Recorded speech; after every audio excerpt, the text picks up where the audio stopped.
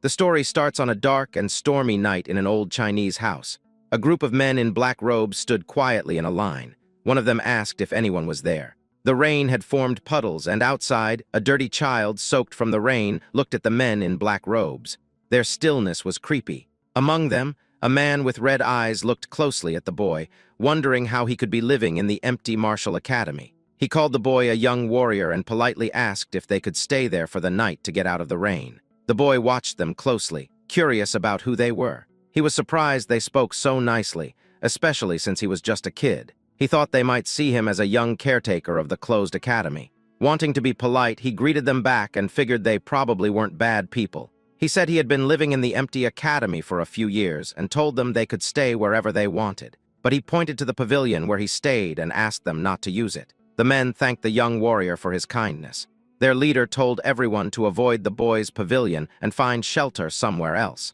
He asked if they understood, and they all said yes. They went to find their spots. The boy read the word on their robes. It said Tang. He wondered if they were from the same clan. He was curious about what kind of people they were, but he had other things to do. He went into his pavilion. He was busy because it was time for the kids' dinner. The serious mood changed as the boy looked happy. He happily called everyone to eat. There was a big pot. He cheerfully lifted the lid, revealing a small, brown, cricket-like insect inside. The boy remarked that he was almost late and these insects must be starving. He then opened another pot. Inside was a charming, large spider known as the black earth tiger, a tarantula native to Hainan, China. It's a big species growing up to 20 cm with unique stripes that resemble a black tiger. With a chopstick, he picked up an insect to feed Black. As he fed him, he expressed his gratitude for Black's presence, saying he couldn't imagine surviving without these creatures.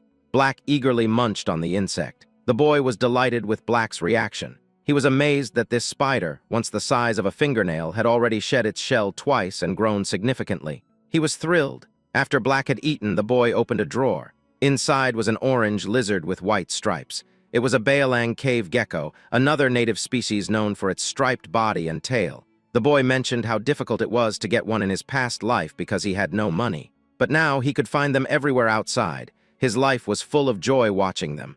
As he fed the gecko, it bit him. He yelled and shook his fingers to dislodge it, but it held on tightly. This moment reminded him of his past. Before ending up in this body, he was a streamer. A streamer with a huge following of 1 million subscribers. He was a professional biologist known as Spicy Fabry, focusing on venomous insects and animals. The trouble began during a live broadcast celebrating his 1 million subscribers, featuring the 10 most dangerous vipers in the world. The most dangerous among them.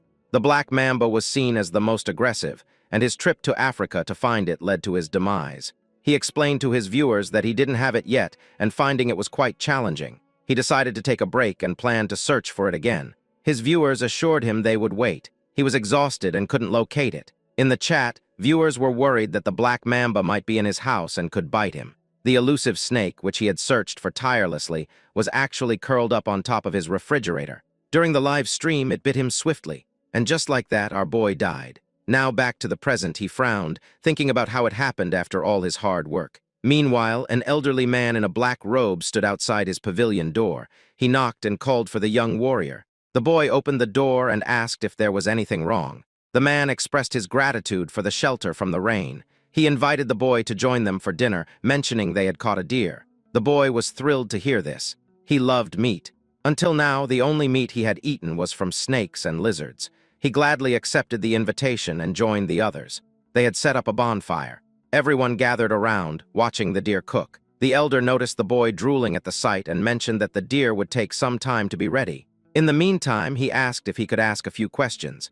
The boy felt a bit embarrassed for staring too long but agreed to answer. The elder asked if the boy lived alone and how old he was. The boy wasn't sure if he was 14 or 15. He decided to make up a story that he had hit his head as a child and didn't remember much.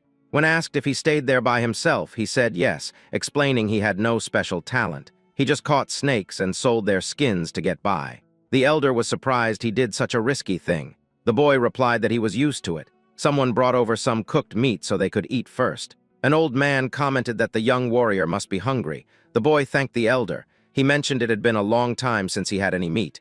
As he bit into it, he looked genuinely happy. In his mind, he thought, "This is happiness."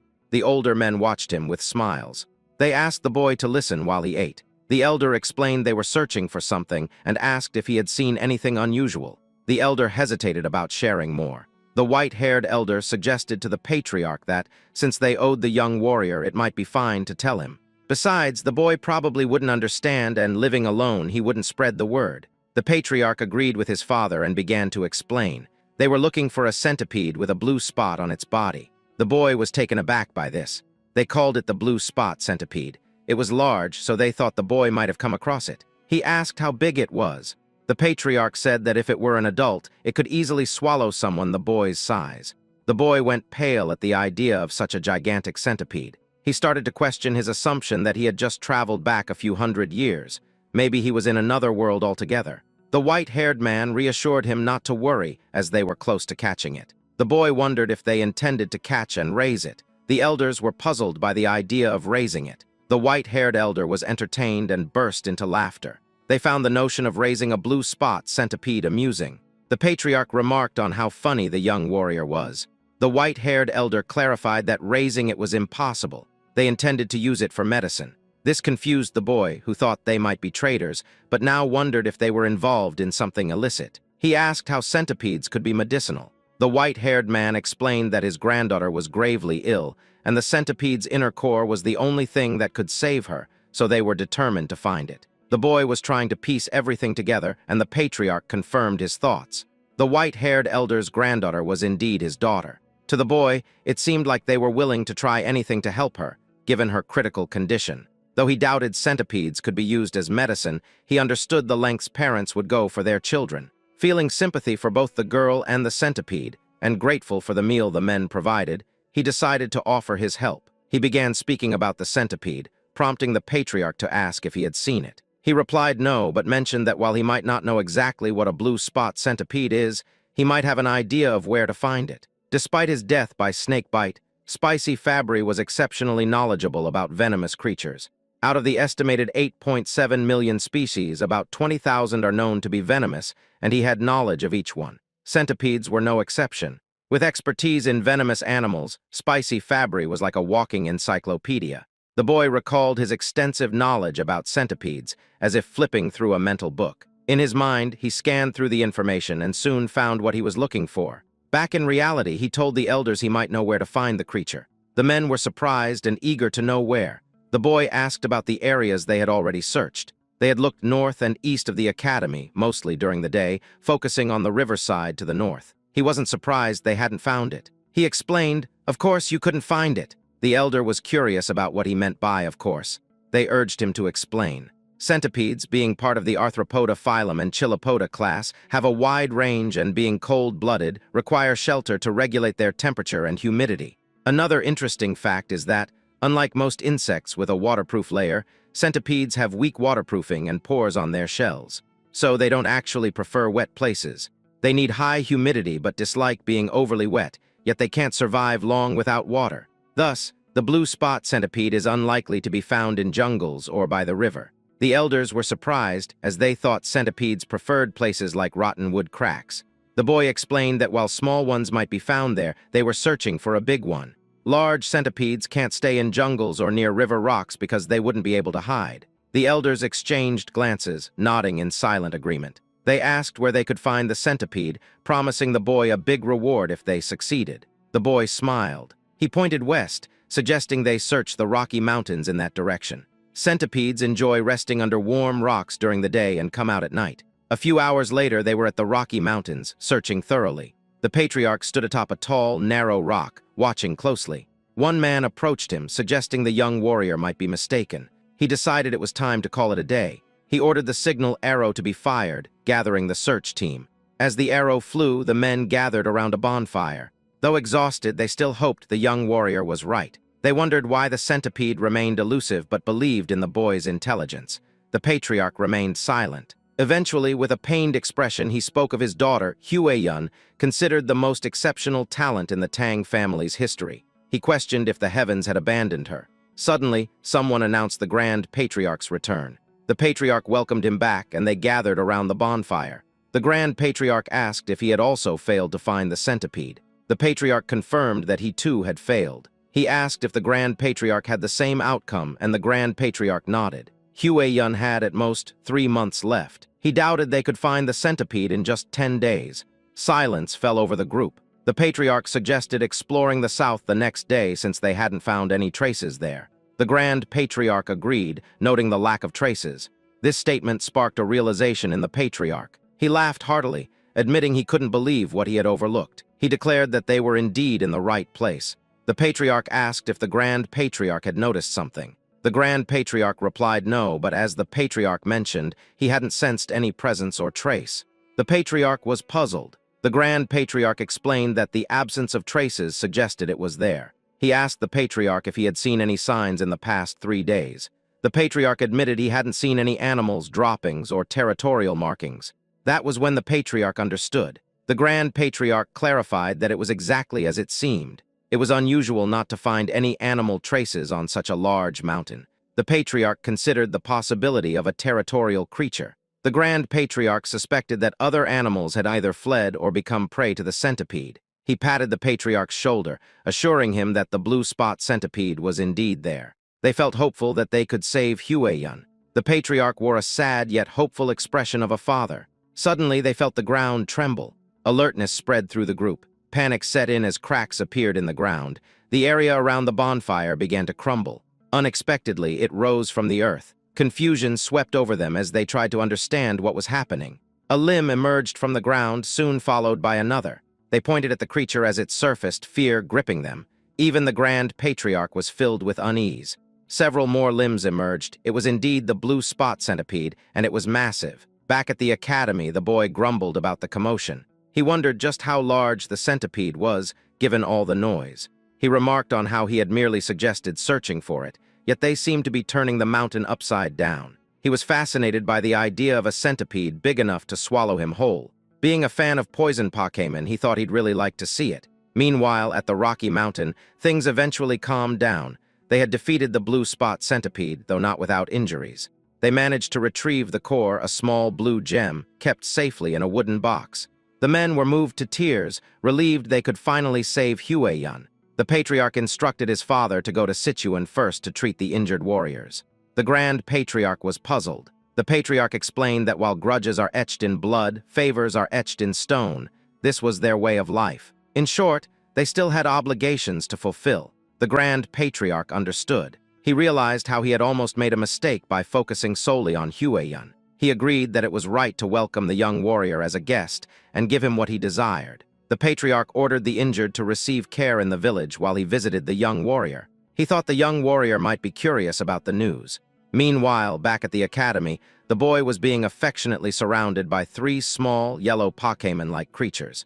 The young warrior faced a new challenge. He had unexpectedly become the caretaker of 3 baby blue spot centipedes.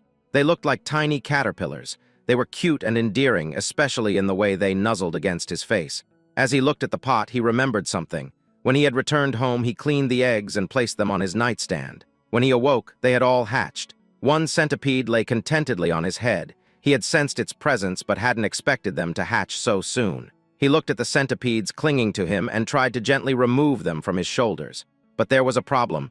They wouldn't let go, seeing him as their parent. Here's a quick recap of what happened last night. The boy was incredibly curious about this new type of centipede, so large it could swallow him whole. He told himself that enduring this challenge proved he was still spicy Fabry, even in the lair of the blue spot centipede he discovered. Driven by curiosity, he searched for it and accidentally kicked an insect in frustration. His torch fell as he lost his balance, but he was relieved to see the 3 eggs he found were safe. Luckily, the rain had stopped, or he might not have been able to retrieve even one. Realizing he needed to act quickly, he stood up to head back and clean the eggs. He secured them at his waist and reassured them that he'd give them a proper bath soon. Back in the present, although he didn't see the living blue spot centipede, he was glad to have saved the remaining eggs. He asked the little centipedes to give him some space. He knew they wouldn't eat until after their first 2 molts, so feeding them wasn't a concern yet. Still, having them cling to him was a bit of a hassle. Then he got an idea. If he went into the water, maybe they'd let go.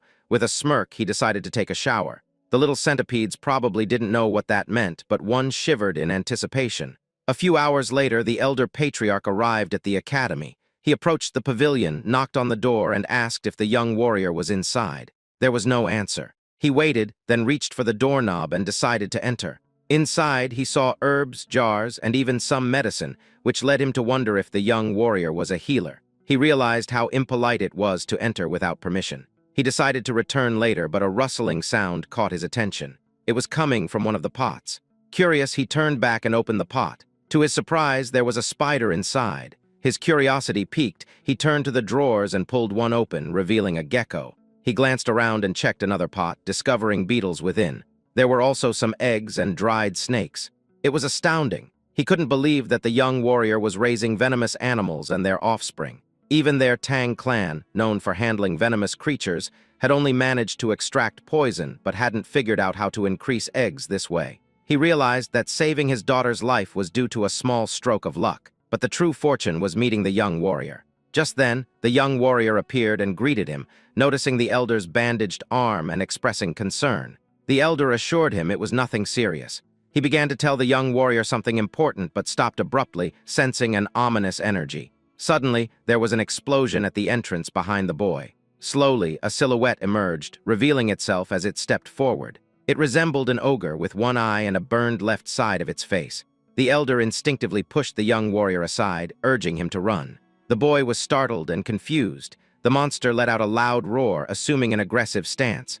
It moved swiftly, attacking with its hand. The elder blocked the attack with his uninjured arm, enduring great pain. The monster then pushed him back, sending him flying. Dust filled the air, causing the elder to cough, and he spat blood. He realized the monster's strength was comparable to that of his father. The elder urged the young warrior to run, but as the smoke cleared, it revealed the young warrior being choked and lifted by the monster. The young warrior coughed as the monster laughed loudly. The monster taunted, saying he heard the Tang clan had come to Hainan. No one expected the son of the myriad poison's divine sovereign to be injured and alone. The elder responded that he didn't know who the monster was and asked why they were being targeted, including the young warrior. The monster asked if the elder couldn't recognize him by his face and fist, introducing himself as Blood Hand Rakasa Takanyang. He said the elder's father was responsible for his disfigurement. The elder recognized the name, recalling that Takanyang had been struck by a poison palm and fell off a cliff, yet he survived. The elder pleaded for the young warrior's release, offering his own life in exchange, but Ayang refused. He vowed to kill anyone associated with the Tang clan. Inwardly, the elder cursed the demon, a term for a powerful martial artist causing harm.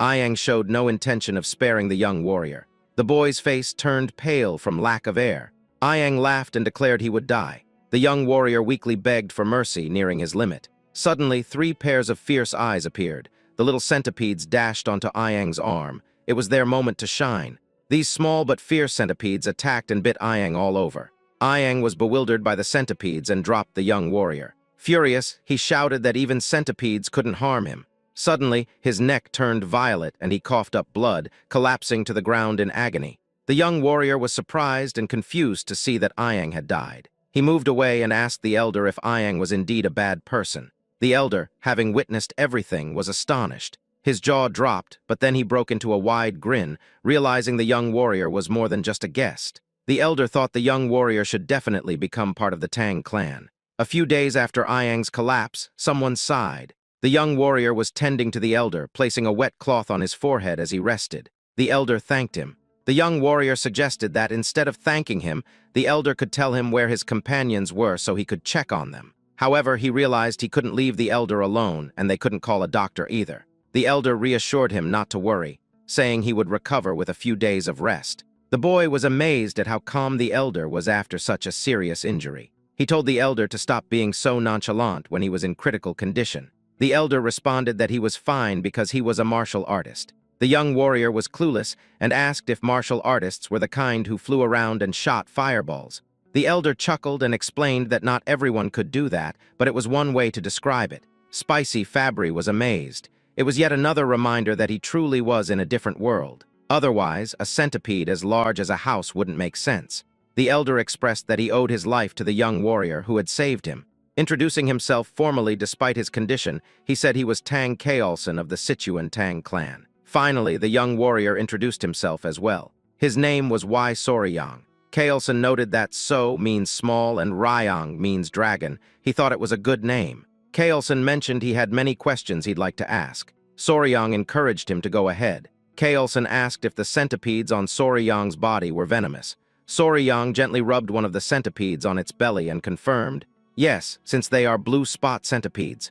This revelation made Kaelson sit up abruptly, astonished. He asked if Soryang had tamed them and how he managed to do it. Kaelson also mentioned that, while waiting, he noticed other venomous creatures and wondered if Soryang was raising those too. Soryang said it was a long story and asked if Kaelson was okay with hearing it. Kaelson assured him he didn't mind. Soryang began explaining, starting with the egg of the blue spot centipede. When he finished, Kaelson asked for confirmation that Soryang had raised it from an egg. Soryang nodded, saying he could roughly predict when it would hatch.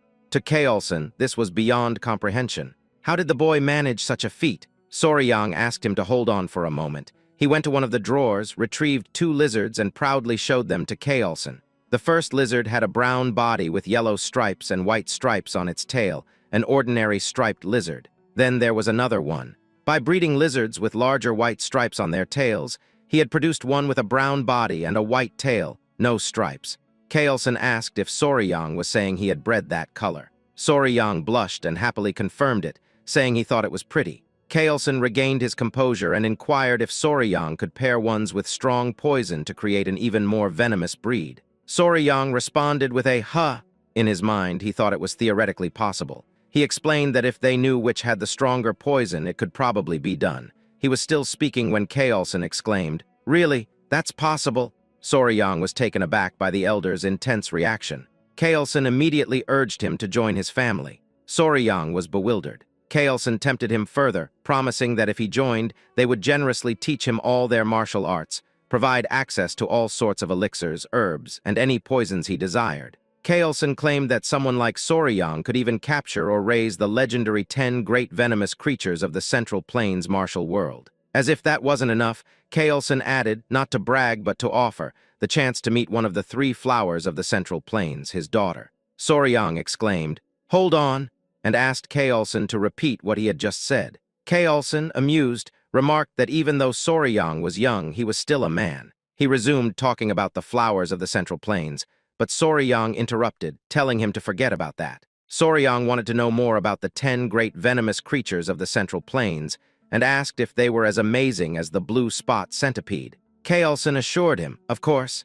He explained that while the blue spot centipede was impressive, it was ranked lower compared to the 10 great venomous creatures. From giant scorpions to golden frogs that glitter like gold, whatever Soryang imagined, the reality was even more extraordinary. Kaelson smiled, seeing that he had successfully piqued Soryang's interest. Soryang looked excited, his eyes sparkling with curiosity. 2 days later, a Tang clan member was shocked to learn that Blood Hand Rakasa, Tak Iang, had appeared. Kaelson explained that Iang had been hiding and refining his martial arts, reaching a level close to his father's. The Tang clan members realized that if the patriarch had sent such a man to his death, he might have reached the realm of 10,000 poisons. They congratulated him. The patriarch corrected them, saying he hadn't achieved that. He revealed that it was the young warrior who had defeated Iang. The Tang clan members were astonished.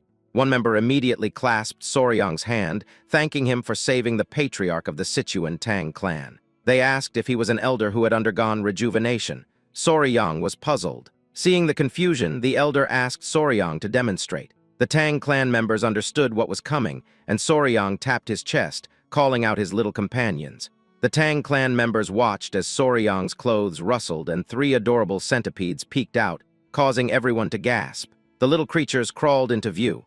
Recognizing them as centipedes, the patriarch explained they were blue spot centipedes, and these small creatures had taken down Iang. The clan members inquired about the poison. It was incredible that Soryang had managed to tame one. The patriarch explained that this was why they wanted to accept the young warrior as part of their clan. However, Soryang said he needed more time to think about it. A clan member told Soryang it was a great opportunity. The patriarch suggested they get moving, as he felt they shouldn't delay. Soryang asked if they were still searching for something. Kaelson paused before explaining that Blood Hand Rakasa, Tak Iang, had practiced a martial art called the Blood Hand Poison Claw. It was a dark art requiring human blood and bone marrow to reach certain levels.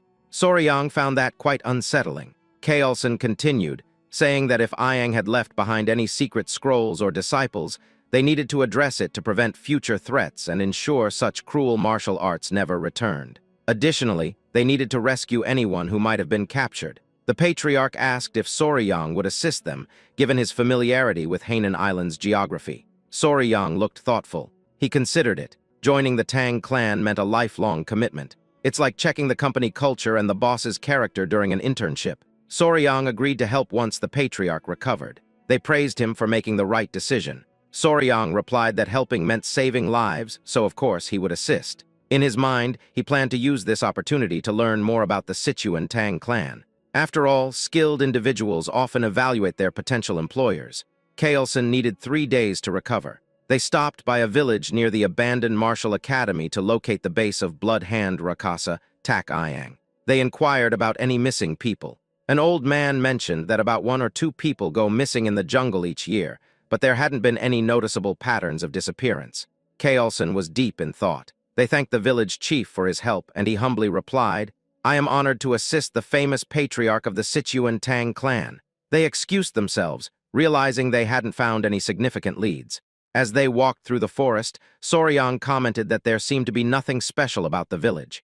Kaelson explained that when Iang found them and revealed himself, it was near that area, but locating his base was proving difficult. Soryang also found it odd that there were no traces.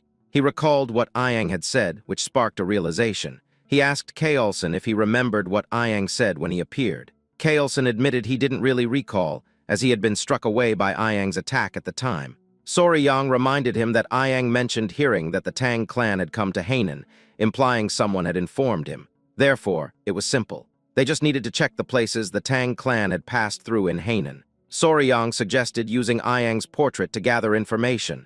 The others looked at Soryang in amazement. They found his insight remarkable.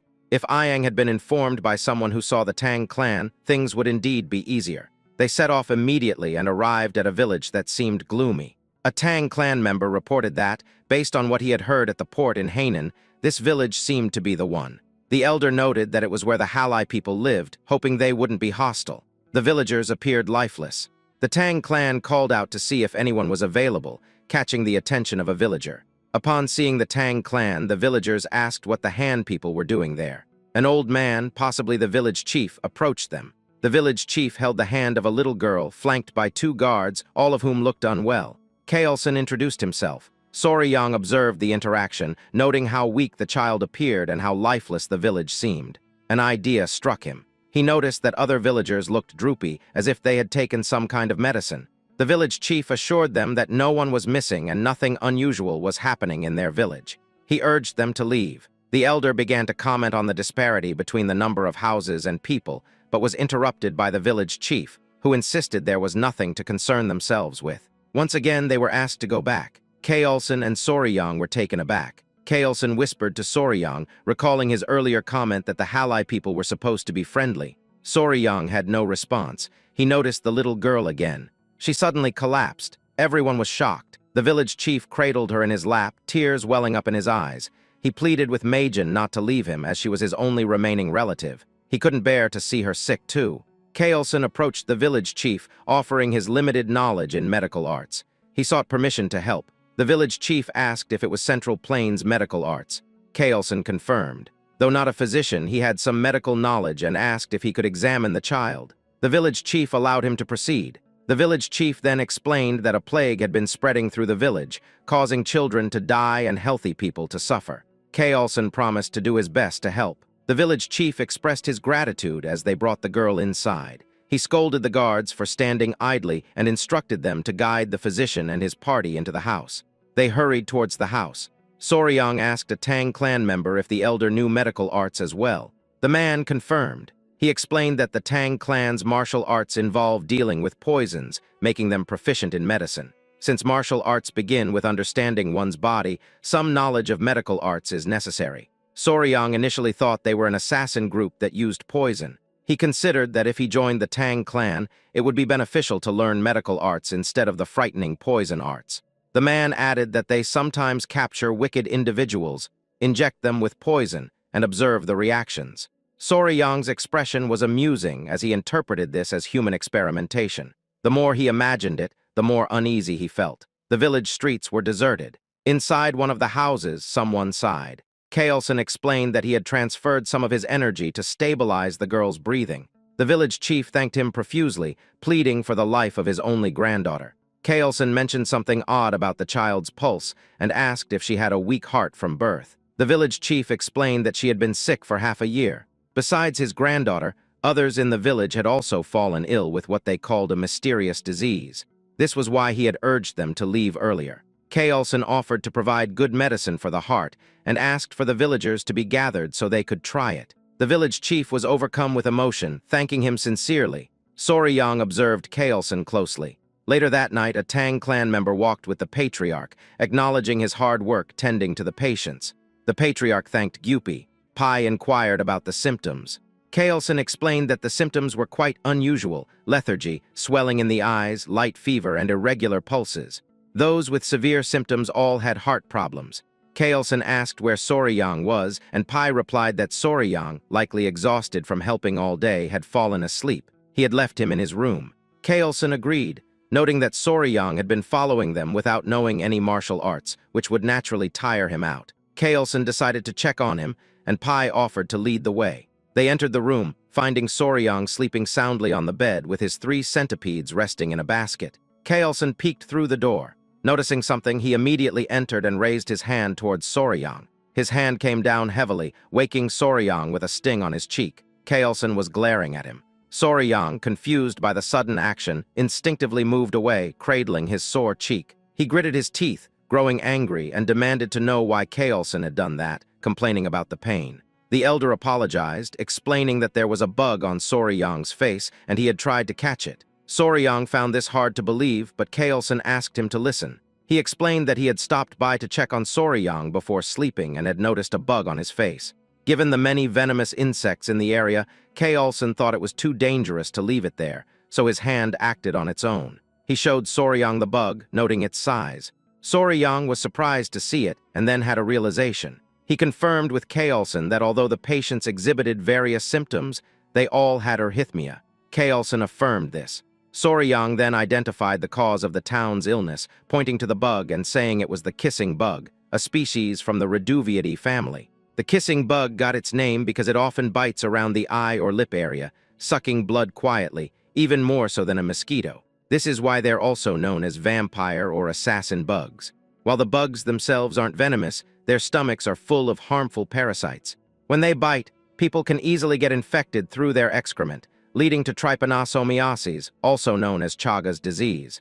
This disease ranks 7th among the most deadly to humans. Soryang asked the village chief if the village dogs also showed symptoms similar to humans, like running out of breath easily. The village chief confirmed this and asked if the bug was responsible. Soryang affirmed it was.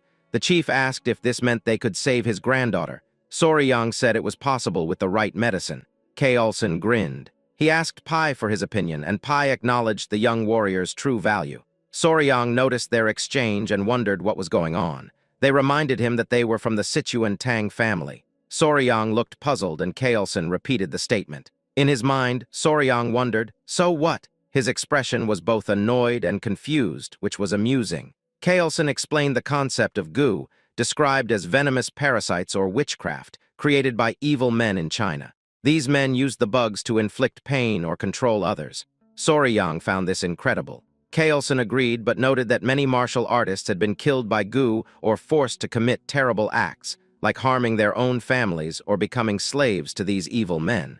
This is why many have tirelessly sought an antidote to counteract gu. Kaelson explained that they were referring to cures that either expel the gu from the body or dissolve and kill them inside. Soryang started to understand. Kaelson then asked who might succeed in creating such a cure, and proudly declared that, of course, it was the great Sichuan Tang family. He assured them that if they had a remedy that could dissolve a fist-sized worm inside the body, a tiny bug wouldn't be a problem. He showed the curse melting orb, noting that even a small amount of the medicine should suffice. Soryang expressed his admiration, though he privately thought the name was quite fancy for an anti-parasitic drug. The Tang family assured the village chief that they could save his granddaughter. In the end, the villagers began to recover, starting with the chief's granddaughter. The chief was immensely relieved. The villagers' warm hospitality served as a delightful bonus. Their bright and cheerful demeanor affirmed the positive rumors about their personalities. Kaelson acknowledged that it would have been challenging without Soryang identifying the cause. He told everyone that the gratitude belonged to Soryang. The villagers thanked the young warrior, calling him their savior. Though the Tang family's medicine cured the villagers, Kaolson gave all the credit to Soryang. Seeing Soryang receive the thanks warmed Kaolson's heart, as if he were being thanked himself. Soryang was moved by this. The villagers celebrated, tossing Soryang into the air repeatedly. Later, the village chief whispered to Kaolson about their earlier conversation at the village entrance.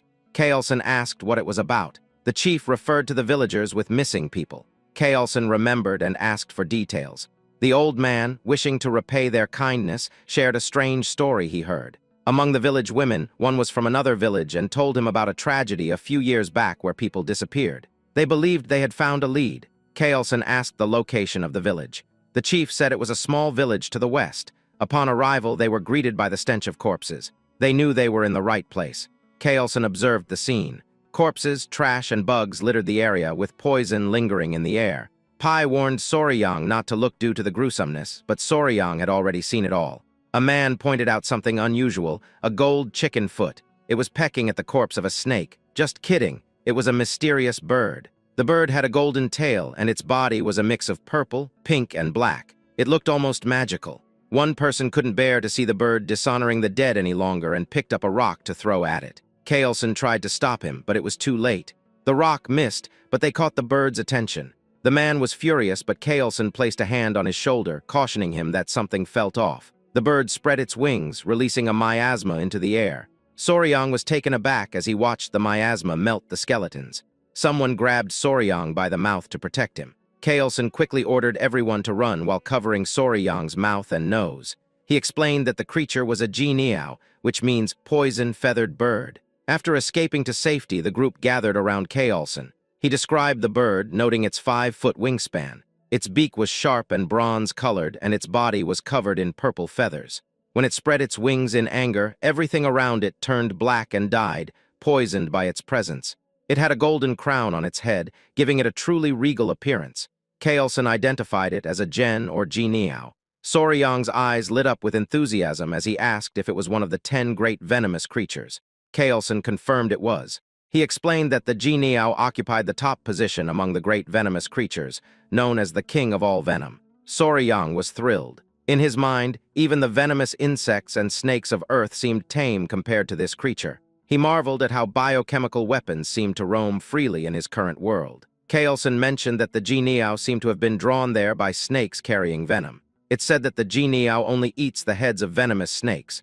Soryang asked if it was common. Kaolson replied that it was not common at all and quite rare, so rare that one might only catch a glimpse of it once in 100 years. Soryang was amazed, prompting Kaolson to ask why he was so interested. Soryang asked if it was possible to catch the Ji-Niao, which left the Tang members astonished. Kaolson, amused, asked if Soryang truly wanted to attempt capturing it. Soryang replied yes, but expressed concern about the venom. Kaolson smiled, recognizing Soryang's keen interest in the 10 great venomous creatures. If that was the case, Kaolson explained there was a way. Soryang was surprised to hear this. Kaolson informed him that by mastering the Tang clan's poison techniques, he would become immune to all poisons, including the venom of the Ji-Niao. With their clan's martial arts, he could block any poison in the world. Kaolson cunningly added that they don't teach their clan's techniques to outsiders, and even as patriarch, he couldn't break this rule. Soryang eagerly asked if joining the family would allow him to learn these techniques. He also asked if becoming immune to poison would truly enable him to withstand the Ji-Niao's venom. Kaolson reassured him. Of course, he promised that if Soryang agreed now, he would teach him everything and take care of his talents. He warned that if Soryang took too long to decide, he might hesitate as well. Feeling the pressure, Soryang announced his decision to join the clan. He expressed eagerness for Kaolson's guidance and began addressing him as patriarch instead of elder. The clever man had a playful smile and acted like he hadn't coaxed Soryang into agreeing. Kaolson told Soryang that from now on, he's part of their family. Back at the old place, signs of Bloodhand Rakshasa Takun Yang showed up in a cave. There were footprints too. They called the leader and gave him a notebook found in the cave. Kaolson looked through it and confirmed it was the secret technique of the Bloodhand Poison Claw. Soryang felt uneasy because it was written in blood. Kaolson decided to leave. Soryang asked if they were heading to Sichuan. Kaolson said it was the best choice since they had the blue spot centipede's core and the manual. Soryang asked if they could stop by the academy to free his friends. Kaolson agreed since Soryang Soryang also needed to gather his belongings. They set off, but when Soryang looked back, he noticed something. He pointed out that there was something over there. They checked it and saw a shiny purple feather from the Geniao. They all stared at it, thinking. Kaelson picked it up and told Soryang he'd keep it as a gift for joining their family. Soryang seemed very interested in it and thanked him. Kaelson replied that everything was fine except for how Soryang addressed him. He suggested changing the title after the ceremony. Soryang wondered if it was like an initiation ceremony. Meanwhile, at the Tang clan, the Grand Patriarch Tang Musong, who had left earlier, finally arrived. He was tired but didn't rest. Instead, he asked about Huiyin. The Tang members helped him inside quickly. They told him she was still holding on. The door opened. He immediately called out to Huiyin. The people inside were surprised to see him. He told his daughter-in-law that he had the medicine now. He took out the core of the blue spot centipede. Seeing his success made the daughter-in-law cry. They got ready to give the medicine to her. Musong felt sad seeing her in pain. It was a close call, and he was glad he rushed back. The daughter-in-law urged him to give the medicine right away. Musong helped his granddaughter take it. A blue glow surrounded her. Musong checked her pulse with his finger. They all hoped she would open her eyes. They watched her, waiting. Meanwhile, Soryang felt tired. He had heard the Central Plains were vast, but didn't expect them to be this big. From Hainan, they took a boat to Hangzhou. Then they passed through Nanjing after a journey lasting over a month and a half. Finally, they arrived in Sichuan. At the Sichuan Tang clan's residence, Pai happily told Soryang they were at the Sichuan Tang clan. Soryang's mouth dropped open. They stood at the entrance. They told him the entire mountain belonged to the Sichuan Tang clan. That's why it's called Tang Clan Mountain. Soryang swallowed hard, taking it all in. The Tang clan members came out to welcome the patriarch. Soryang was surprised by how many there were. He wondered if all these people were from the Sichuan Tang clan. Among them, a girl in a red dress rushed towards them. She called out to her father. It was Huiyin. Tears flowed down her face as she was just happy to see her father again. Meanwhile, Soryang was captivated. Kaelson was relieved to see his daughter alive. She hugged him tightly, apologizing. Soryang couldn't believe her beauty. He had a fling with a celebrity before, but had never seen someone with such a bright aura. Kaelson told Soryang he had someone he wanted to introduce to him. Kaelson introduced his daughter, Huiyin, to Soryang. Soryang was stunned. He asked if this was what Kaelson had mentioned before. Soryang said something about weeds or grass reminded Kaelson of a flower. Huiyin blushed. Kaelson told Soryang that the girl next to him was the flower he had dismissed. Soryang was at a loss for words. He remembered their talk about the flower and felt embarrassed. At that moment, he realized he had made a mistake. He never thought he missed the chance to have such a beautiful partner. The only daughter of the Sichuan Tang clan was also known as the venomous flower, Tang Huiyin. She carried a hidden emotional burden from a young age. She overheard some old men discussing her talents. They doubted her skills, but her beauty was remarkable enough to be one of the 3 flowers of the Murim. They talked about finding her a suitable son-in-law. One of the old men mentioned he suggested the patriarch take a second wife, but the patriarch refused, which puzzled him. When Huiyin heard this, she knew her parents were right. She wanted to prove herself to the clan elders by excelling in martial arts. She wanted to show she could contribute to the family even if she wasn't a man. But rushing things led to mistakes. If someone is impatient, they can lose their way. That impatience caused a heart demon, leading to a key deviation. Then Huiyin woke up. At that time, the Grand Patriarch, her mother, and 2 others were by her bedside. Her mother looked relieved that she was safe. Tears fell from Huiyin's eyes. She cried and apologized to her mother. She wanted to be useful to the clan, but she had lost all her inner ki. Her grandfather called her a brat and asked if she was doing this because she felt guilty for making her father and grandfather worry. He mentioned how she had reached the level of 100 poisons that she wanted so much. He told her to stop crying and cheer up. She got confused when he mentioned 100 poisons. She looked at her aura, which was glowing, and asked her grandfather about it. The Grand Patriarch told her he had a story to share. It was about a mysterious young warrior who not only saved her life, but also gave her the inner kai of 1,000 poisons, not just 100. In the present, Huiyin asked about the weed. Soryang had no reply. Again, he felt embarrassed for calling Kaelson's daughter a weed because he was so caught up in the story of the 10 great venomous creatures. He told himself to reflect on this. He tried to brush it off, saying the patriarch took the joke too far. He told her it was nice to meet her. It was amusing how the clan members smiled as they watched the 2 young adults meet. Soryang introduced himself and said he knew she had been sick, so he was happy to see her healthy now. Huiyin told him it was nice to meet him too. She introduced herself as Huiyin, also known as the venomous flower, and thanked him for saving her life, promising to never forget his kindness. Soryang was captivated by her beauty. Kaelson asked Soryang what he thought. Soryang was surprised when he heard a voice in his head, assuming it was some kind of sound transmission. Kaelson asked if Soryang agreed that his daughter was beautiful, and if he wanted to get to know her better. A little while later, Soryang relaxed in a large bath. The centipedes were peacefully resting in a basket. Soryang felt exhausted and thought he might collapse. He looked worn out. Then he noticed something. He smiled at the centipedes. One centipede woke up and smiled at him. Normally, the centipedes wouldn't fall off. But when he told them hot water was bad for them and suggested they stay in the bucket, they went in as if they understood. He found it mysterious. It seemed like they could understand him. Kaelson mentioned that they react to killing intent. Two centipedes were now awake and watching him. He joked that he felt embarrassed with them staring at his naked body. The two centipedes then hid inside the bucket, which amused Soryang. He remembered Pai saying the centipedes were spiritual creatures. He made a mental note to find out more about spiritual creatures later. He pondered it. He couldn't calm down after what Kaelson said. He knew he had to leave soon. At another pavilion, the family gathered around the table. The Grand Patriarch, the Patriarch, his wife, and daughter were there. Kaelson announced he'd give the East Wing room to the young warrior. This room was part of a traditional Chinese residence for couples. The Grand Patriarch asked if the young warrior was truly that talented. The Patriarch confirmed, saying they thought they met by chance, but it was the person, not the encounter, that was special. He explained that the warrior's knowledge of venomous creatures was extraordinary, and he had even killed Ayang. Additionally, he had encountered legendary spiritual creatures like the poison-feathered bird and had hatched the blue spot centipede eggs himself. The Grand Patriarch noted that the Patriarch had found a treasure. Their attention turned to Huayin. Kaelson told his daughter he wanted the young warrior as his son-in-law and asked for her thoughts. Huayin considered what that meant. Then she understood and fell silent. She wanted to prove she could be even more helpful to their clan now that she had the 1,000 Poisons Constitution. She replied that she was a member of the Tang clan and understood what her father was saying. But she told him that whether the young warrior deserved her was something she needed to find out for herself. Then she ran out of the room, making it an awkward moment. In Kaelson's mind, the young warrior should be cautious. As beautiful as his daughter is, she also has sharp thorns. Huayin ran quickly. She felt hurt. Now that she had the 1,000 Poison Constitution, if she stopped there, the elders would never recognize her. She decided to thoroughly evaluate what kind of person the young warrior was, from his qualifications to his personality. Meanwhile, Soryang was thinking about what he should do. He knew she might hold a grudge against him. He asked his kids, the centipedes, for advice. Suddenly, Huayin appeared, shocking him. She looked stunning. She asked him to excuse her for a moment. She was in a hurry and asked for his hand. He gave it to her like a dog giving a paw to its owner. Then he blushed. He said he didn't know why she was in a hurry, but suggested doing such things after getting to know each other better. He shyly mentioned there's an order to such things. Huayin asked what he was talking about. Then she realized, and her face turned red like a tomato as she corrected him, saying that wasn't her intention. Soryang felt cold and disappointed upon realizing it wasn't what he thought. There was an awkward silence. Huayin sighed. She clarified again that it wasn't what he thought. She just wanted to check his pulse. She guessed that he misunderstood because of her sudden request. Soryang felt embarrassed. She sat beside him, apologizing for appearing suddenly and acting rudely. She told him that he's young and not yet of age, but he seemed thoughtful, so she planned to explain what was going on. She started explaining, and Soryang listened closely. From what he heard, it felt like a medieval drama. As the only direct descendant, Huayin constantly dealt with the schemes of the branch families. To ensure the family line continued, the elders planned to find a capable son-in-law. They even considered how Soryang's status might change if he joined the family. Huayin apologized in advance, as there was something she needed to confirm. She told him that even if things didn't go well, she had no intention of treating him poorly. She acknowledged him as her benefactor and wanted to treat him as a guest or like sworn siblings. Soryang extended his hand. He told her he understood, so she was free to confirm whatever she needed. She observed him. She took his hand and placed her fingers on his pulse. A blue aura began to surround her. She explained that the Tang clan's martial arts weren't something just anyone could learn. Some people could accept toxins into their bodies and master the techniques, while others couldn't. That's why their poison techniques required gradually adapting to poisons as internal energy grew. Only by accepting them all could one achieve mastery. The poisons had tiers. It started with 5 poisons, then 10, 100, 1,000, and finally 10,000 poisons. Fortunately, Soryang's body was capable of learning the poison techniques, but it was only at the 10 poisons level. This meant his body could handle only 10 types of toxins. Having a 10 poison body was impressive, especially for someone not born into the Tang clan. Soryang was shocked. Huayin continued to explain that in terms of skill, it would place him at the level of a first-rate martial artist, the highest level someone without innate talent could achieve. She decided to take her leave. He saw her off. Soryang thought about having a 10 poison body. He turned pale, realizing it might mean he couldn't catch the Jianiao. For Soryang, this was a serious matter. A few hours later, someone stepped out of the bath. It was Huayin, and it was quite a sight. She noticed that ever since she took the blue spot centipede's inner core, her body emitted a strange scent, even though she bathed several times a day. As she got dressed, depressed, she wondered if it was some kind of punishment for speaking ungratefully to the one who saved her life. Meanwhile, Soryang was deep asleep. In his dreams, he talked to someone who thanked him for his kindness. It was Huayan. He asked if he was dreaming. Huayan answered that it might feel like a dream, but it wasn't. This Huayan explained she borrowed the appearance of the girl who consumed her inner core to avoid startling him. She introduced herself as the mother of all those creatures, the blue spot centipede. Soryang struggled to understand. 3 little girls approached him. He figured they were her babies. He asked how she appeared in his dreams. She explained that she was killed without mercy, leaving her children behind, and her grudge reached the heavens, causing her spirit to linger in the inner core. She added that while cursing from within the body of the girl who consumed her core, a chance to resolve her grudge arose, allowing her to appear in his dreams. It was because he brought all her children with him. Soryang realized he had unintentionally been part of the blue spot centipede's demise. He didn't mean to, but he felt involved in her death. He watched her. She asked if he could fulfill one request for her. He agreed and promised to do whatever she asked. She requested that he take care of her children until they were fully grown. Soryang was puzzled since centipedes are supposed to become independent after molting twice from their mother's body. The mother centipede explained that her offspring remained dependent on the kai from her inner core until they shed their shells twice. Afterward, they needed the true kai of other beings to grow. Soryang asked if this meant the babies needed to stay with Huayan since she consumed the inner core. The mother centipede informed him of the circumstances. She revealed that she had cursed the girl so her body emitted a foul odor, ensuring no man would approach her and preventing her from having children. In exchange for lifting the curse, the mother centipede proposed that her children absorb the kai from Huayan's inner core. She hinted that Soryang might also win Huayan's heart this way. Soryang thought about it, then smiled and replied that it didn't feel right to him. He didn't want to take advantage of Huayan's challenging situation. The mother centipede admired his honor and asked how he planned to tackle the challenge. She noted that Huayan was looking for a strong man and that she couldn't provide the inner core of the 10 great venomous creatures for him. This gave Soryang an idea. He asked the centipede to trust him. He assured her that he would handle it and things would work out. The next day, Soryang and Huayan sat side by side. Huayan now understood that the smell from her body was due to the blue spot centipede's inner core. Soryang confirmed this and explained that if she attached the centipedes to her body every few days to let them absorb the kai, the smell would naturally fade. Huayan hesitated, but asked if it was okay for him to help her without expecting anything in return. She knew he could easily ask for compensation. Soryang smiled and said he couldn't bring himself to exploit a woman's difficult situation. He refused to be that shameless. Huayan was surprised by his response. She felt guilty and said she wouldn't continue accepting his kindness without offering something in return. She began to take her father's words seriously. Seeing Soryang, she realized there were things more valuable than talent or martial prowess. Soryang mentioned he had been thinking too. He recalled when she said he had 10 poison bodies and could absorb only 10 types of toxins. Soryang had an idea. If he could only take in 10 types of toxins, he should aim to fill those slots with the toxins of the 10 most venomous creatures of the Central Plains. Huayan was surprised by his ambition. Huayan interpreted Soryang's ambition as a desire to become the strongest under the heavens for her sake, which made her blush. For Tang Huayan, known as one of the 3 flowers of Murim and the venomous flower, this was the first time a man had made such a bold gesture toward her. Blushing, she asked Soryang if he realized what he had implied. Soryang replied that he didn't. Huayan explained that the path he was considering would be incredibly tough and challenging. It might take 10 years, 20 years, or even a lifetime to achieve such a feat. Soryang's expression turned grim as he wondered if it would indeed take that long, while Huayan's cheeks remained flushed. Huayan mentioned that Soryang was 15 years old, and in 3 years, when he came of age and was ready to marry, if he managed to succeed in dealing with even one of the 10 great venomous creatures by then, she would be impressed. She shyly suggested that if he succeeded, there might be a possibility of a wedding. She then cheered him on and, embarrassed, dashed away. Soryang was puzzled and called out to her. She turned back and asked if he had something more to say. He suggested she get treated and stay for a couple more hours. Embarrassed, she returned. He reassured her that there was nothing to worry about since the little centipedes wouldn't bite. He gathered his centipedes and told them to go to their mom instead of their dad. Hearing that made Huayan blush even more. She questioned the use of dad and mom, but Soryang quickly clarified that it wasn't what he meant. Meanwhile, Kaolson, his wife, and Museong were gathered at the table. They discussed how the extraordinary talent of the young warrior seemed not to have won Huayan's heart yet. Museong asked if they had seen them that morning, noting that it seemed like something was happening between the two. Huayan's mother remarked that it appeared Huayan had turned Soryang down. The men pondered this. Museong stated that forcing a marriage wasn't the right approach, and that it would be better for them to develop feelings naturally. naturally. Hueyun's mother suggested that Hueyun take charge of the young warrior's martial arts training so they could spend more time together and grow closer. Chiolson thought it was a good idea. Museong mentioned that they should see if the elder healer sage could grant the purifying elixir of marrow and essence. If the young warrior's aptitude was low, the elixir could enhance it. Chiolson was surprised by this suggestion, noting that it hadn't been possible for Hueyun, so they shouldn't get their hopes up. Museong agreed. At that moment, Hueyun was outside the door. She announced herself to her father. Chiolson asked what brought her by at that hour. He invited her in. She blushed, not expecting to see all three of them there. She came with something to say, blushing again. In one burst, she declared that she would do as her father suggested. Chiolson was taken aback and asked what she meant. Hueyun's mother invited her to sit and gently inquired if she meant that the young warrior had caught her interest. Embarrassed, Hueyun struggled to speak. Chiolson was curious about the sudden change, especially when they thought she wasn't interested before. She began talking about the young warrior, explaining that Soryang had promised to become the greatest in the world for her. He had made such a promise to her. Chiolson was intrigued. Encouraging her to continue, he listened as she explained that Soryang, despite his innate talent being at the level of 10 poisons, vowed to overcome this by defeating the 10 great venomous creatures for her sake. Museong found this amusing. Chiolson was surprised and Museong laughed, commenting on Soryang's courage. Hueyun's mother was impressed. Finding a suitor like that was rare. She explained that although her heart was willing, she had told Soryang she would only agree to marriage if he could capture one of the 10 great venomous creatures before he came of age. She wondered if he understood her response. Her father joked that she should have set the bar at capturing at least 3 creatures. Her mother commented that men aren't always the sharpest when it comes to such hints. Hueyun asked if she should go clarify it to Soryang. Her mother advised against it, saying that if Soryang doesn't realize they've already given their approval, he'll just work harder. Museong suggested treating him as a prospective son-in-law while acting as though they're still undecided. They expected that with all his efforts, he would naturally become part of the family. Meanwhile, the mother centipede praised Soryang for impressively winning over Hueyun's heart. He replied that it was all about having guts and perseverance. She smiled warmly at him, calling him her benefactor and informing him that it would likely be her last act. Her resentment had been resolved, and her soul would soon ascend to the afterlife. She offered to do anything possible for him before she left. Soryang thought for a moment and asked if he could see her true form. She felt shy but recognized it as a reasonable request, thinking he might have a weakness for lust. She revealed her shoulder and was about to strip. Soryang quickly asked if she really needed to take it off, which made her blush even more. She asked if she should refrain. Soryang clarified that wasn't what he meant. The children amusingly covered their eyes. He explained he wanted to see the appearance of a blue spot centipede. Realizing her misunderstanding, she felt horrified. Smoke enveloped the area and then she revealed her true form. Soryang gasped at the sight, excited and happy to see her in her natural state. He was amazed by her size. He asked if he could touch her, already doing so as he marveled at her waterproof body and imagined her movements. He inquired about her legs, venom strength, eyes, and antennae, all while eagerly examining her. Soryang was so passionate about examining the centipede that the children, still covering their eyes, looked really cute. He was so enthusiastic that he even wanted to touch her fangs. She warned him it was dangerous, but he insisted. This made the blue spot centipede a bit worried. She started to wonder if her daughters would be okay with this man, as she sensed his touch was anything but ordinary. It was both funny and odd how Soryang drooled as he caressed her. Later, Chiolson met with Soryang over a cup of tea. He informed Soryang that he had heard everything from Hueyun, and thus Soryang would be treated as their son-in-law. Soryang mentioned he thought he was supposed to wait 3 years. Chiolson interrupted, saying the wedding would naturally occur when Soryang came of age. Soryang tried to clarify, but Hueyun's mother enthusiastically welcomed him into the family, introducing herself as his mother-in-law. Museong was pleased too, stating that Hueyun had found a suitable match and their clan would prosper even more. Soryang looked at Hueyun, confused by the sudden acceptance when there were supposed to be conditions for marriage. He thought they might have accepted him without much discussion. Deciding to go along with it, he said he looked forward to everyone's guidance. Soryang was puzzled when Museong suggested to Chiolson that they should get started immediately. Chiolson informed Soryang that before he could learn the Tang clan poison arts, there was something they needed to show him. Soryang asked what it was. The elders smirked, and Chiolson revealed it was the Hall of 10,000 Poisons, something he was sure Soryang would love. They had been waiting for this moment, for Soryang, as a family member, to take his first steps into the Hall of 10,000 Poisons, a treasured tradition for the entire family. Soryang addressed Museong as grandfather and expressed his eagerness. Soryang was excited, assuming it was a place where 10,000 kinds of poisons gathered. But as he looked at Hueyun's profile, he couldn't help but be in awe of her beauty. Soryang remembered the saying saying that beauties are best admired from the side, and at that moment, it felt like a photo shoot come to life. He blushed, which amused his in-laws. They smirked knowingly. Chiolson joked that at this rate, Soryang might wear out his daughter's face, pointing out that Hueun was his woman now, yet he gazed at her so absent-mindedly. His mother-in-law remarked that Soryang seemed completely smitten with Hueun. Both Hueun and Soryang turned red. Hueun told him to watch where he was walking, and Soryang stuttered a reply of agreement. A short while later, they stood before a large door. Two men with bulging muscles stood proudly on either side. They reminded Soryang of Yupin and Ipin for some reason. A man in the Tang clan's robe stood in the center and welcomed the Grand Patriarch. Museong ordered them to open the gate, as he intended to show his grandson-in-law the Hall of 10,000 Poisons. The men complied. In his mind, Soryang noted how the security seemed absurdly tight for something out of the Middle Ages. The man in the black robe announced the opening of the gates, and the two muscular men exerted all their strength to push open the heavy door. The man in black remarked that the gate was opened quicker that day. Soryang was surprised by this observation. Once the gate was fully opened, the two muscular men looked exhausted. The man in black invited them inside. Chiolson glanced at Soryang briefly. As they walked through, Soryang felt compelled to look at the tired, muscular men. To offer some consolation, Chiolson explained that the iron gate was forged from Kunyu steel, sourced from the southern wilderness. Even opening the gate was considered an honor. They arrived inside the hall, a treasure trove where the Tang clan of Sichuan stored all its poisons. Called the Hall of 10,000 Poisons, it held exactly that many poisons. Museong cautioned Soryang to be careful and not touch anything recklessly. Soryang assured him he understood. He also confirmed if the hall indeed contained 10,000 poisons. Chiolson explained that the poisons are meticulously categorized, including paralysis poisons, sleep poisons, and many more. The elders enjoyed teasing the young couple. It was clear when Chiolson asked Hueun to explain the poisons to Soryang, knowing he would enjoy hearing it from her. Embarrassment washed over Hueun and Soryang as they blushed. Nonetheless, Hueun took on the task. Hueun took Soryang's hand and led him to the Tang clan's strongest poison. The elders watched their interaction with fondness. She started by pointing out the Kai dissipating poison. This poison is feared by martial artists because, once inhaled, it renders their energy unusable. She advised Soryang to be extremely cautious. She also showed him the elementary canal necrotizing poison, spirit-destroying poison, bloody pulp poison, and seven-step soul-snatching poison. She explained that while all these are potent, the Tang clan's strongest poison is something else entirely. She handed him a small seed, leaving Soryang puzzled. In his mind, he compared it to a tiger bean. Hueun explained that it's the most powerful poison in existence, aside from the venoms of the 10 great venomous creatures. She added that it's a plant symbolizing the Tang clan, called the seed of the castor plant. Soryang was intrigued by its castor seed. He thought of ricin, a highly potent toxalbumin, where just 2 milligrams can be lethal to an adult. It was famously used in the umbrella assassination of Bulgarian dissidents during the Cold War. Ricin is a poison 100,000 times stronger than cyanide. Soryang remarked that it's the poison closest to the Tang clan's ideal, colorless, odorless, tasteless, and formless. That's why they named it the rarest and most precious of all poisons, the golden poison. When used to kill, it's known as a golden death. Hueun told him to remember that the strongest poison isn't the one that inflicts the most agony or causes the most gruesome death. The strongest poison is the one that kills silently, swiftly, and without leaving a trace. Hueun shared that the Sichuan Tang clan's poison arts strive for this ideal of stealth and certainty. In Soryang's mind, they seemed like a clan of assassins. Museong told them that was enough for now and invited Soryang to see the venomous beasts he had been eager to see. Museong even offered that if Soryang was interested, he could oversee their care, with the clan providing full support for anything he needed. To Soryang, this translated to them supporting his hobby, which made him look very excited. As they were about to leave, the patriarch was urgently called. Pai arrived, panting from running. They asked him what was the matter. Pai said the patriarch needed to head to Black Tortoise Pavilion immediately. The patriarch asked why. Pai started to explain about the clan elder, but Museong cut him off in anger, demanding to know what those bastards were up to now. Soryang wondered if they were referring to the branch family members Wien mentioned. Pai informed them there were 2 issues. First, the medicine sent to the Sichuan city lord didn't work as expected, and he sent back a letter full of complaints. Before Pai could reveal the second issue, he glanced at Soryang, who sighed. Pai then revealed it was about the Hall of 10,000 Poisons, and Museong anticipated that rumors were already spreading. They decided to leave for now, but not without Museong insisting that Soryang accompany them. At the Black Tortoise Pavilion, the elders noticed the patriarch and began complaining about the critical decision he made on his own. unknown. They protested his choice of pairing Hueun with an orphan of unknown origins. This triggered Chialson. He was displeased with them, referring to Soryang as an orphan with unknown origins. Chialson began emitting a green aura from his body, questioning if they were insulting his son-in-law. The elders of the clan insisted their concerns were valid. Museong, clearly agitated, declared that he was the one who made the decision and asked if they had a problem with it. The elders were taken aback and turned to the Grand Patriarch, hoping he would reason with the Patriarch. They argued that entrusting the management of the 10,000 poisons to an outsider with unproven abilities was absurd. Museong reiterated that he had given his approval. During this exchange, Hueun was conscious of Soryang and whispered an apology to him. Soryang initially thought, "Goodness," he sighed, realizing she was worried about him when it should be the other way around. Everyone was surprised when they heard Soryang speak up, saying, "Excuse me, sorry to interrupt your conversation." He proposed that since the issue stemmed from doubts about his abilities, he should demonstrate his skills to prove himself to the clan elders. The elders were caught off guard. Soryang suggested he could resolve the issue with the Sichuan city lord to prove his worth. Hueun asked him in a hushed tone what he was trying to do. Soryang wasn't typically the type to step forward and cause a fuss, but he wouldn't let anyone disturb his peaceful life as a pet owner. He had left the elders speechless. Eventually, they became agitated and lectured him for interrupting the elders' conversation. They challenged him, asking if he even knew what the Sichuan city lord's letter said before barging in. They called him an insolent nobody and reported him to the clan head for daring to meddle. The elders used this opportunity to argue for a son-in-law from a respectable, established martial clan instead. Chialson's wife was starting to get annoyed. Inside, Soryang thought about how these old codgers sounded more absurd the more they talked. Back when he was Spicy Fabry, he had more than 1 million total subscribers and over 3,000 viewers per stream on average. He pointed out that it seemed the elders still refused to recognize him as the son-in-law of the Sichuan Tang clan. In essence, Soryang was still considered a guest. With Spicy Fiber's large fan base, he was used to handling disruptive trolls who caused chaos without reason. Soryang emphasized that he had saved the precious daughter of the Sichuan Tang clan, Lady Hueun. Moreover, he had defeated Bloodhand Rakshasa, Takun Yang, and saved the Patriarch's life. He challenged the elders, questioning if insulting a guest and benefactor was part of the Sichuan Tang clan's etiquette. Inside, Soryang knew the malice he faced from the elders was nothing compared to the trolling he dealt with as a streamer. It was almost cute by comparison. The elders were embarrassed and admitted they had spoken hastily and out of desperation. In his mind, Soryang found them pathetic. The Grand Patriarch was impressed by Soryang. One elder suggested that claiming to have taken down Takun Yang was too much. The Patriarch affirmed Soryang's claims, showing them a document. The elder gasped upon seeing it, and their jaws dropped when they realized it was the Bloodhand Poison Art's secret manual. Written in blood, it was authentic and belonged to the blood sect. The Patriarch encouraged Soryang to show the elders the spotted centipedes. Soryang gently tapped his chest, inviting the elders to look. The 3 baby spotted centipedes emerged happily. The elders felt uneasy at the sight. The Patriarch explained that they were offspring of the blue spotted centipede and proudly shared that his son-in-law was raising them. He recounted how these little ones were the ones who bit Takun Yang to death. The elders were incredulous, confirming with the Patriarch that the young warrior had indeed managed to control a blue spot centipede. The Patriarchs Soryang and Gyup had devilish grins as they teased the elders. Chialson pointed out that referring to Soryang as a young warrior was a sign they hadn't accepted him as his son-in-law. Soryang even managed to warn them jokingly that if they bit, they'd end up as black and lifeless as Takun Yang. The elders were taken aback, quickly denying any refusal to accept Soryang. They scrambled for excuses, saying there was a process, and it was natural for them to hesitate. The Grand Patriarch sighed and decided to set aside the topic of their son-in-law for now. He inquired why Soryang couldn't enter the Hall of 10,000 Poisons. The elders argued that Soryang hadn't fully become part of the family yet. Additionally, they were reluctant to entrust the Hall of 10,000 Poisons to a young warrior who hadn't even reached the age of maturity. The Grand Patriarch suggested a simple solution. He requested Soryang to demonstrate his ability. Soryang grinned and stated that to prove his worthiness to the Sichuan Tang clan, he would do it their way, using poison. The elders were taken aback, misunderstanding him to mean he would poison the Lord of Sichuan province. They called him foolish for considering poisoning the Lord instead of sending medicine. Soryang was confused, as he thought the Sichuan Tang clan specialized in poison. The next day, the Grand Patriarch informed Soryang that he would begin learning the Tang clan's martial art, the 5 Venoms returning technique. Soryang asked if this would involve physical training. The Grand Patriarch explained that as he practiced martial arts, his body would naturally adapt to align with the techniques he learned. Museong Young elaborated that the Tang clan prioritized practicality, so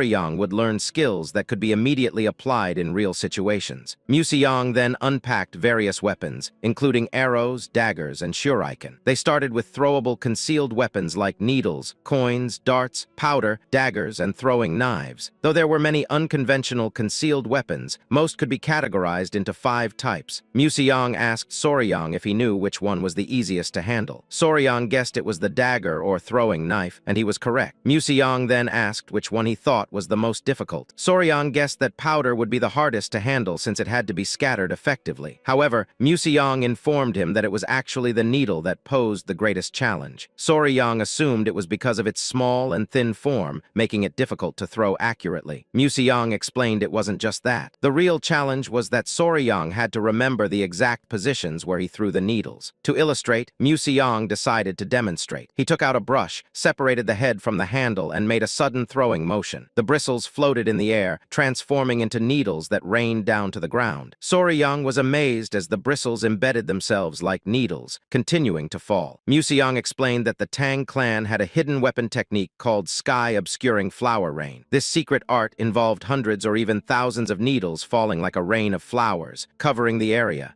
Young thought that fighting in an area filled with needles meant he had to be very cautious. He politely pointed out that if the entire area was filled with needles, there wouldn't be much space to move. Young laughed, confirming that was exactly the point. Young needed to remember the positions of the needles to avoid becoming a victim of his own technique. To Young, this seemed unbelievable. Young began to sweat as he confirmed with Young whether he needed to remember the positions of needles that deflected opponents or those that fell out of place. Young replied affirmatively. Young informed him that, with the 5 poisons body, Young would need to memorize at least 100 positions to start. Young turned pale at the thought. After the demonstration, he collapsed face down on the ground. Lady Hueun then appeared. She asked if she looked prepared, wearing a beekeeping suit since she heard he was going to catch a hornet. She wondered if it was unnecessary. Young assured her that it wasn't unnecessary. He was planning to wait for a hornet, but with their gear, they could catch it themselves. Hueun double-checked if he really intended to wait for the hornet to come.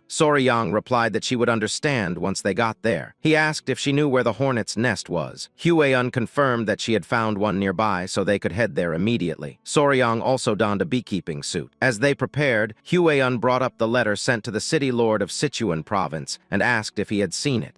Young confirmed he had. Hueun expressed concern that, being young, Young might not fully grasp the letter's contents. Blushing, Young mentioned that yang kai in men is quite important. Hueun felt embarrassed and told him that was enough, realizing he was aware of the situation. The major issue troubling the city lord of Sichuan was erectile dysfunction. His rod was no longer getting hard. Hueun became suspicious of Young's knowledge, given his age. Young excused it by saying he had lived alone for some time. Embarrassed, Hueun quickened her pace. A few hours later, they arrived at the forest. Young got distracted by the creatures there, and Hueun had to keep him focused until they reached their destination. It looked like a mini cave, an ideal place for hornets. Hueun inquired about the significance of finding a bee without a hive. As they put on their head protectors, Young explained. He told her it meant that while they came looking for hornets, they wouldn't actually be capturing any. Hueun was puzzled as they approached the hole. Young explained that the venomous insect they were after could be found in smaller, weaker hives. Hueun was unaware of this, but fortunately, the hive had what they needed. An insect emerged, and Young captured it with chopsticks. They hadn't come to catch a hornet. This little insect was their target. This small creature would solve the Sichuan city lord's troubles. Hueun asked about the bug, wondering if it was a ground beetle. She had guessed correctly, and Young learned that the bug they caught in the giant hornet nest was referred to as a ground beetle in that world. In the Central Plains, it was known as a ground beetle, but in the modern era, it was called a blister beetle. Hueun asked if it was normal for ground beetles to be found in a hornet nest.